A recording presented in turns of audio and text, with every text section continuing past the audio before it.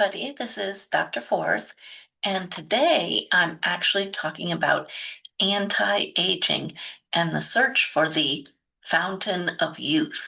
Now, perhaps in your history classes, you learned about the Spanish explorer Ponce de Leon, who spent a whole bunch of time, I believe it was in Florida, seeking out the elusive fountain of youth.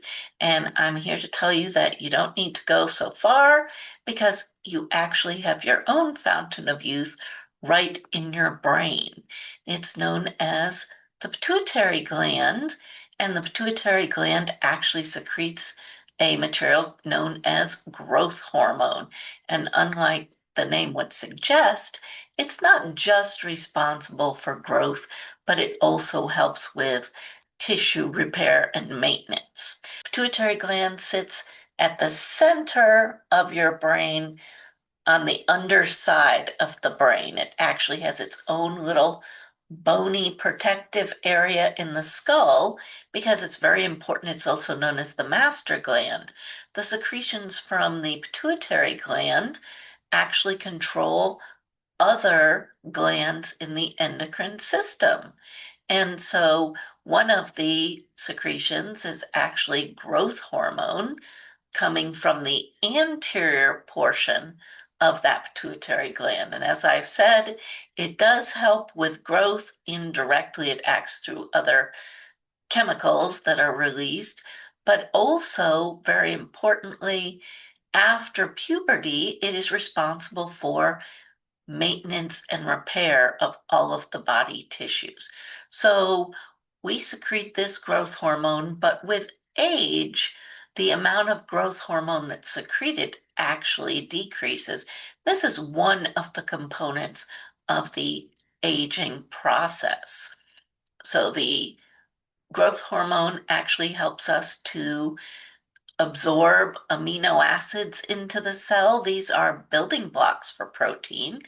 It stimulates the bone cells and cartilage cells to proliferate and repair, and we actually stimulate collagen synthesis. You've probably heard of collagen, perhaps as an injectable material in cosmetic medication. You've probably heard of collagen because people get collagen injections and other collagen treatments to help restore the appearance of youth. Collagen, actually, it's not just in your face, it's in the skin, all kinds of connective tissues in the body, muscle and ligaments and tendons. Collagen is really the basic building block of body tissues. And so growth hormone helps with secretion or excuse me, production of this collagen material. We know that the body is constantly breaking down and rebuilding materials. That's a normal process. It's called remodeling when we talk about it in relation to bones. But over time, with decreasing growth hormone levels, our efficiency in rebuilding does not match the efficiency of breakdown. And so you start to see signs of aging, decrease in bone density, maybe some wrinkles showing up. This is all related to decrease in growth hormone. Some conditions we can actually see administration of synthetic growth hormone injections. They do that for people with situations like insufficient growth hormone secretion, leading to dwarfism, or perhaps some other kinds of problems like maybe a tumor or something. So they can inject the growth hormone therapeutically, but sometimes they also do it for anti-aging purposes. And there's some risks associated with injections of synthetic growth hormone when you don't actually have a deficiency. Some of those problems are insulin resistance and type 2 diabetes perhaps developing.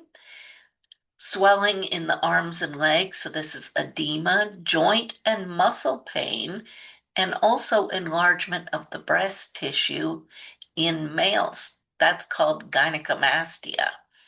And so there's a significant risk associated with these injections of artificial growth hormone.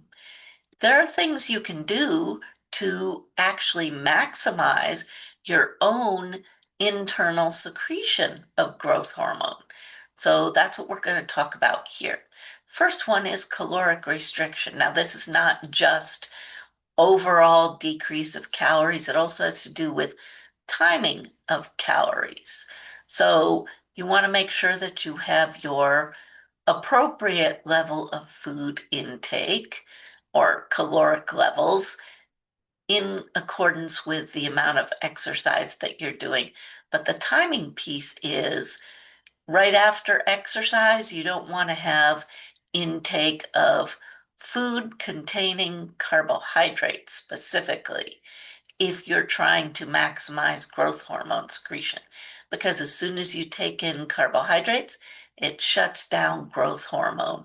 We're going to do an episode specifically about exercise and anti-aging benefits. So I'll talk about it more in that episode. But nevertheless, the caloric restriction is an important way to maximize your growth hormone secretion. Another one is called peak fitness, or perhaps you've heard of high intensity interval training, usually seen as HIIT. They write out the acronym. Basically, the idea behind this, and again, we'll get more into it in the exercise episode specifically, but what we're doing is working out at a high intensity and for a shorter period of time. And so the idea behind that is it's going to trigger growth hormone secretion. And then, of course, after your workout, you would want to make sure and avoid carbohydrate intake for an hour afterwards so that you don't shut off the growth hormone secretion. Making sure that you get enough sleep, ideally 7 to 8 hours, maybe even a couple of 20-minute naps throughout the day. I am not a napper, but if you are and you have the ability to do so, like the space and so forth, that's a great thing for you to do to improve growth hormone secretion. So stay tuned. We're going to do a couple of episodes on this anti-aging topic. We're going to include the exercise piece, which I just mentioned, and nutritional recommendations, and also specifically talk about the effects of menopause on the body and how exercise and nutrition can help with that also, and things that can improve collagen secretion. So stay tuned. Make sure you like and subscribe to see my next video.